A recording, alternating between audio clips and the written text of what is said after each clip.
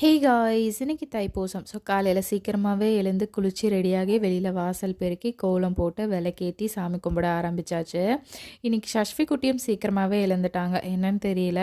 அவங்களும் முருகரை இன்னைக்கு கும்பிடணும்னு நெனச்சிருப்பாங்க போல. ஸோ சீக்கிரமாவே எழுந்துட்டாங்க. ஸோ அவங்களும் குளிச்சு ரெடியாகி என் கூடவே உட்காந்து சாமி கும்பிட ஆரம்பிச்சுட்டாங்க.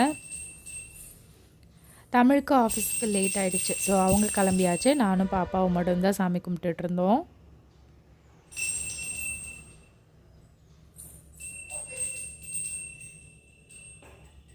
என்னுடைய இந்த 21 நாள் தைப்பூச விரதத்தை நான் ஃபஸ்ட் டே ஸ்டார்ட் பண்ணும்போது கொஞ்சம் தயக்கமாகவும் பயமாகவும் தான் இருந்துச்சு. ஏன்னா இது புதுசு, இதுக்கு முன்னாடி பழக்கம் கிடையாது.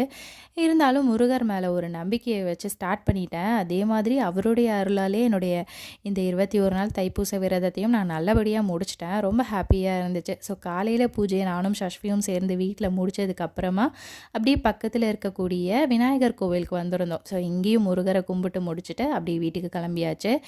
ஈவினிங் குன்றத்தூர் முருகன் கோவில் கூட்டிகிட்டு போகிறேன்னு தமிழ் சொல்லியிருந்தாங்க. ஸோ ஈவினிங் கிளம்புனோம்.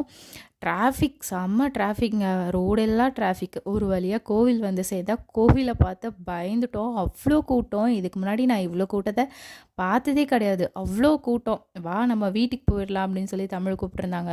இல்லை இல்லை நான் வரமாட்டேன், நான் முருகரை பார்த்தே ஆகணும்னு சொல்லி அடம் பிடிச்சி அவ்வளோ கூட்டத்தில் சஷ்வி குட்டியும் வச்சு நின்றுட்டு அதுக்கப்புறமா தான் உள்ளே வந்து முருகரை பார்த்தோம்.